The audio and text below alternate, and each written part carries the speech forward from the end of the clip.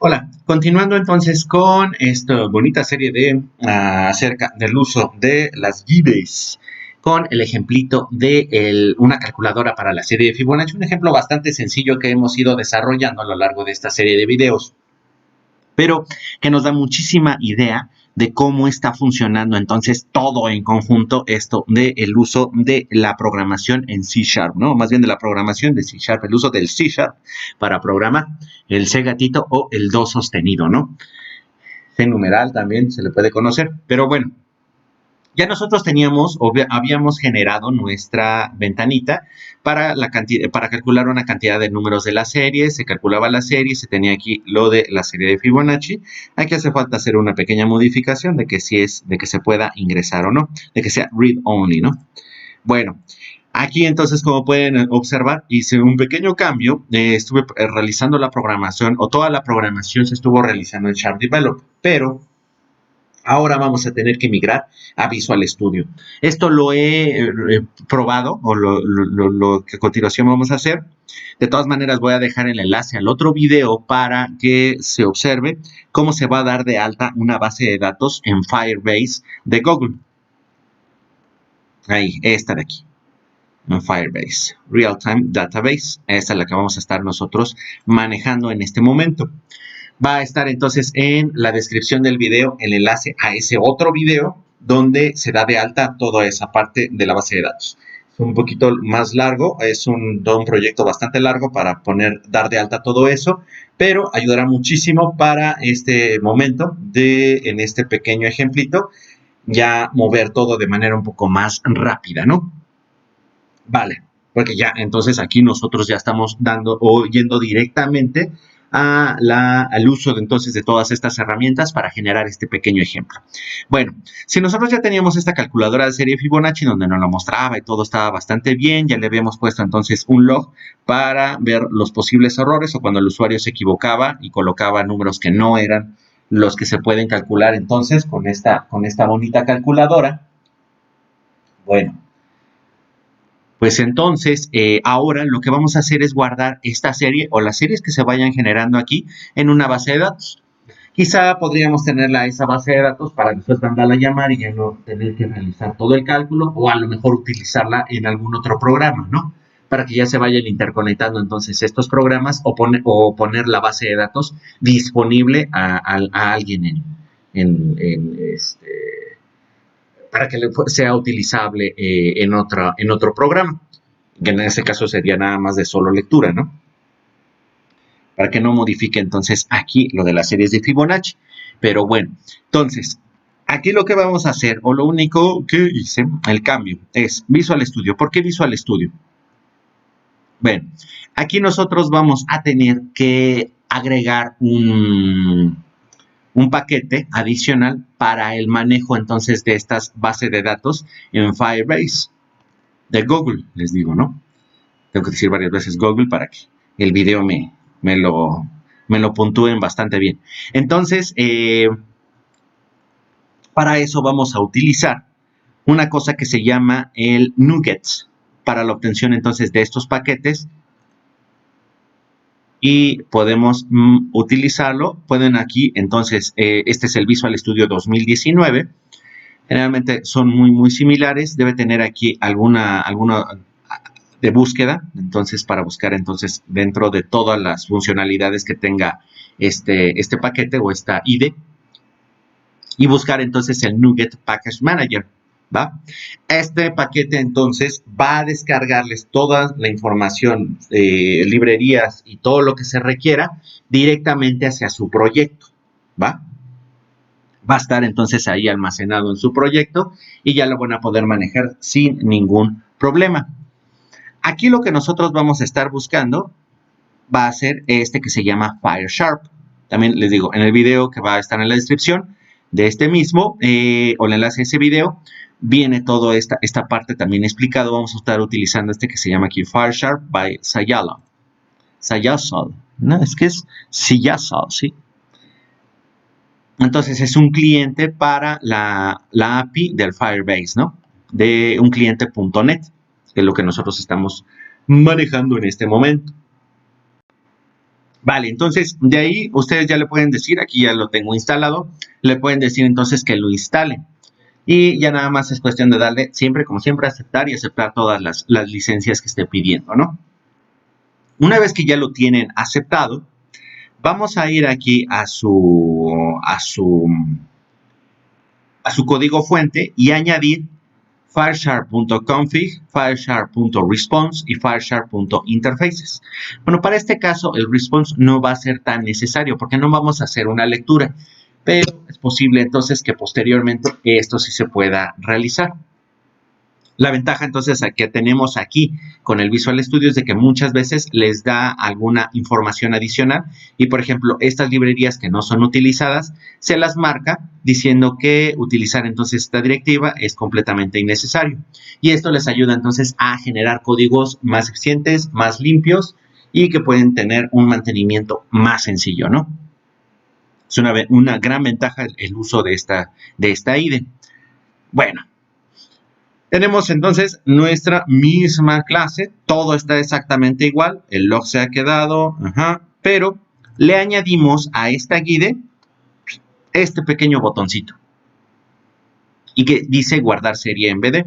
Se va a tratar entonces de botón 2, al cual le vamos a colocar o vamos a modificar su propiedad, aquí en esta parte de las propiedades, vamos a poner su propiedad de visibilidad, visible, en false o falso, ¿no? ¿Por qué? Porque al inicio o cuando nosotros iniciamos el programa, queremos que eso no esté disponible.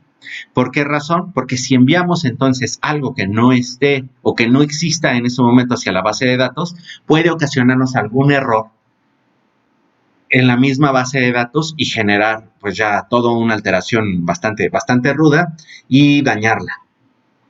¿Va?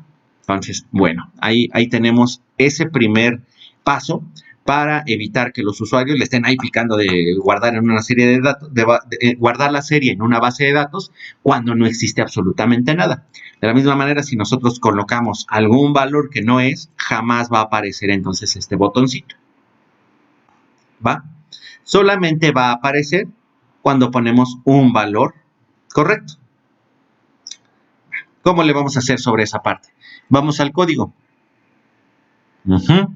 ¿Qué va a pasar entonces? Revisamos entonces que los valores ingresados sean los correctos. Cuando no son los correctos, hay que mantener entonces el botón invisible, poniendo la visibilidad en falso. ¿Sale? Después, en este else, cuando ya se realiza el cálculo de la serie de Fibonacci, hacemos visible el botón.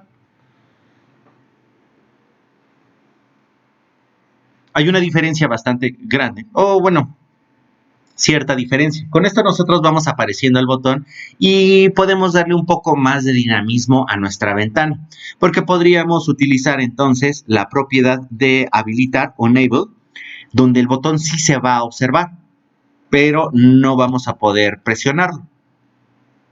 En este caso, a mí me parece, o para mí es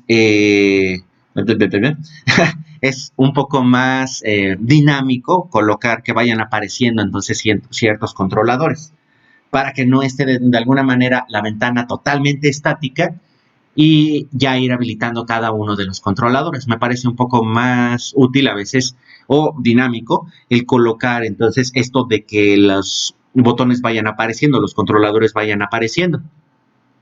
Pero bueno, ya es también cuestión de gustos o también si se quiere mostrar al usuario todos los controles que tiene entonces su programa, pueden colocarlo entonces como deshabilitados o habilitados, ya nada más irlos habilitando, ¿no? Pero bueno, en este caso vamos a darle esta parte de la visibilidad. En el momento entonces de que ya se calcule la serie y ya se muestre el texto en pantalla, en este Textbox 2, hacemos visible el botón. ¿Por qué razón? Entonces ahí ya vamos a ir calculando entonces cómo le vamos a hacer. Porque lo que nosotros podemos hacer es guardar o vamos a enviar todos los textos que tengamos en estas cajitas, junto con algunas otras cosas.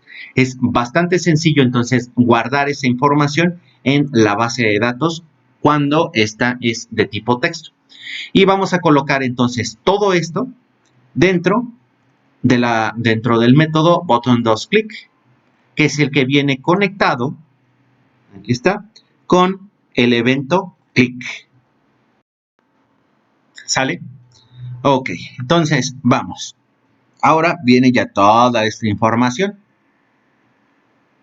Bueno, ¿qué es lo primero que vamos a hacer antes de colocar toda esta programación dentro del método que viene asociado entonces al click del botón 2? Lo primero que vamos a hacer es, para mandar esta información a la base de datos de manera más fácil o más sencilla, es generar una clase donde vamos a guardar estos valores que vamos a enviar a la base de datos como atributos de clase. Entonces, aquí vamos a tener la clase para guardar los datos de la serie. Vamos a generar una clase pública que le vamos a llamar serie de FIBO. Bueno, le pueden poner el nombre que ustedes quieran, ¿no? Utilizando entonces aquí la notación de camello, y vamos a poner estos atributos. Estos atributos van a ser de lectura y escritura. En este momento, o más bien hasta este punto, podríamos nada más colocarlos de pura escritura, porque no vamos a estar leyéndolos. O no se van a, no se van a utilizar para la lectura, sino solamente pura escritura. Pero podemos dejarlo entonces de lectoescritura sin ningún problema para posteriores modificaciones, ¿no? Todas van a ser cadenas de texto de tipo público. ¿Por qué razón? Bueno, podríamos tener entonces estos atributos y colocarlos entonces con la encapsulación de tipo privado, y ya después entonces colocar sus manejadores. Pero para hacerlo un poco más sencillo y seguir manteniendo esta parte de la encapsulación, ponemos inmediatamente los manejadores con el get y set, así, de esta manera, y que sean de tipo públicos, ¿vale? Entonces tenemos aquí n, vamos a enviar la cantidad de dígitos que estamos calculando, la fecha donde fue calculada y la serie como tal. Y les repito, lo que vamos a guardar va a ser, aquí es donde se coloca n, aquí es donde está toda la serie, y ya nada más vamos a enviar el texto de la fecha. Regresamos para acá. Parecería que va un poco más rápido, pero el proyecto y todo está en una carpeta de GitHub, que también va a estar en la descripción del video, ¿no? Eso ya es otra cosa también adicional que se verá en el video siguiente, contiguo. Eso iba a decir. Pero bueno, como pueden ver en el otro, el enlace que les dejo también en la descripción del video, donde se muestra entonces paso a paso el manejo y la conexión entonces con la base de datos. Se tiene que hacer la configuración a la base de datos utilizando entonces todas las clases, métodos, funcionalidades, estructuras que nos proporciona esta librería que instalamos con el NuGet, ¿no? Con el Firesharp. Tenemos que guardar entonces dónde es donde vamos, más bien tenemos que configurar dónde es donde vamos a guardar la información, en qué dirección. Esa se puede obtener, esto no, esa se puede obtener entonces por aquí, Adam DDC 87.firebase, y entonces este out secret, ¿no? Va. Creamos un objeto cliente a la base de datos, y ahora sí, como esto nos puede ocasionar muchas excepciones, por ejemplo, de que no existiera conexión a internet, la conexión fuera intermitente y no se pudiera guardar toda esta información, el servidor esté en mantenimiento y regrese algún código de error, pues entonces lo que se va a manejar para la escritura de todo esto es un try catch finally, ¿va? Vamos a intentar entonces cargar el cliente con los datos, o sea, ya ingresar directamente a esto. Vamos a hacer el intento y guardarlo entonces en esta variable client de tipo aFirebase client. Si esta línea, que es la que nos pudiera llegar a ocasionar los errores, se ejecuta correctamente, o sea, el servidor responde y se puede entonces grabar la información, entonces ahora se crea o se inserta generando la clase o un objeto de la clase serie FIBO, esta que nosotros creamos acá abajo del código. así, y entonces creando un nuevo objeto, ¿no? Entonces haciendo la instanciación de ese objeto que se va a llamar SF y vamos cargando cada uno de los datos. N mandamos a igualarlo al textbox 1.text, lo que hay en la caja de texto. El de las series es el texto que está en la caja 2, donde se está mostrando la serie completa. Y la fecha se va guardando de manera muy similar a como se hace en el log. Ponemos el tiempo y la fecha. Y ya simple y sencillamente le indicamos con set que lo vamos a guardar en o add series. Se crea una especie entonces como de carpetita dentro de nuestra base de datos. Aquí series. A partir de ahí entonces le vamos a agregar sf.n, o sea, de esta se van a ir creando como subcarpetitas, que va a ser la llave con la que estamos abriendo cada una de esas bases de la base de datos, con lo que nos vamos a referir entonces a toda esa información, que sería n, o sea, el número de datos que tiene la serie. Vamos a guardar entonces como tal el objeto SF, que contiene entonces esas tres cadenas de texto, ¿no? Esos tres atributos. ¿Sale? Ya lo tenemos así y mandamos el mensaje de que se logró subir a la base de datos con éxito. Colocando entonces un messagebooks icon.information, de que es nada más de información, para no mostrar un mensaje de error, porque está ocurriendo correctamente, ¿no? Este mensaje de error podría salir en el catch. Y aquí vamos a utilizar entonces nuestra función o método, que es el log, para guardar entonces el posible texto de error al insertar guardar en la base de datos que no se pudo almacenar. Guardamos o vamos a guardar también la excepción, la posible excepción, y lo mandamos. Y también le mandamos al usuario entonces un error al guardar, ¿no? El error al guardar en la base de datos.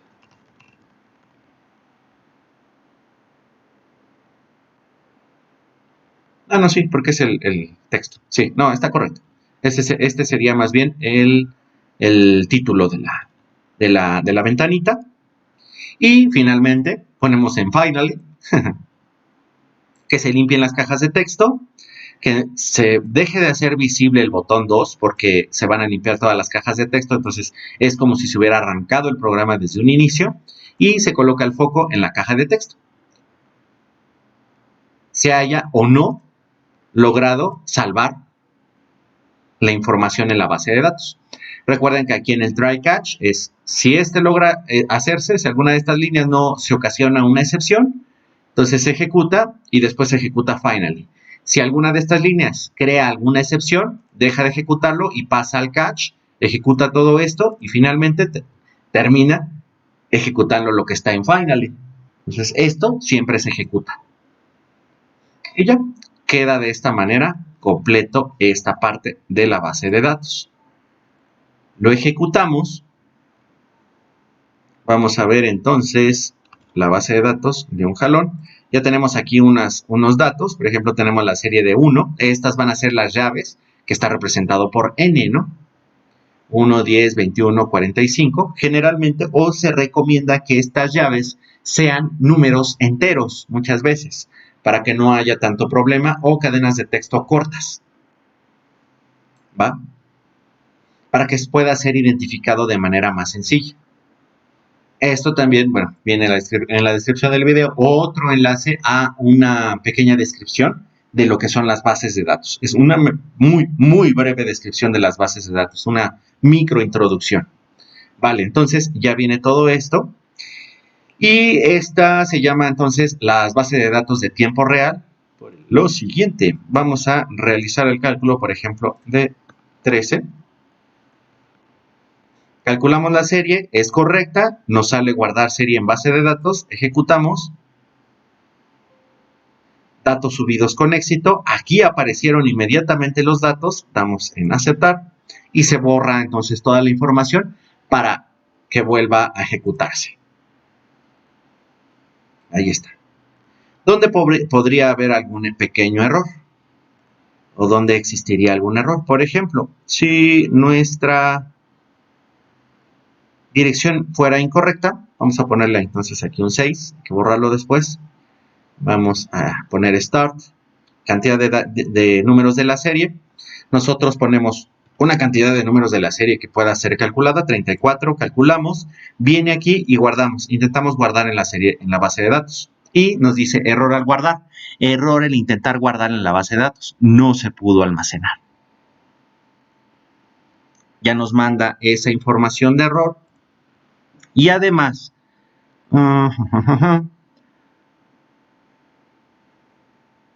pues todo esto. Entonces ahora sí, nosotros nos vamos a esta carpeta, o la carpeta donde se encuentra el proyecto en completo. Vamos al bin. Entonces es ahí donde les digo que se guarda la información del log. Aquí está log Fibonacci. Podemos observar que existe entonces aquí toda una serie de errores cuando no se logra entrar. El último error al intentar guardar la base de datos, no se pudo almacenar. Partial exception. Aquí está entonces la excepción que se guardó. Que dice entonces que hay un código de que no se encontró la respuesta y el código es el 404, no se logró localizar y manda toda esta información. Entonces, todo esto nos puede funcionar para saber qué problemas hay o qué posibles bugs hay en nuestro bonito programa. Vale, entonces ya lo tenemos ahí, ya está un poco más completo. Finalmente, entonces queda de esta manera. Vale, bueno, entonces pues hasta ahí queda este pequeño video y todavía continúa con la serie del video a partir entonces de este pequeño ejemplo, del ejemplo tan sencillo que pareciera la serie de Fibonacci, pero que se vuelve todo un reto y lo podemos extender hasta este punto, ¿no? Vale, entonces pues estamos después. Chao.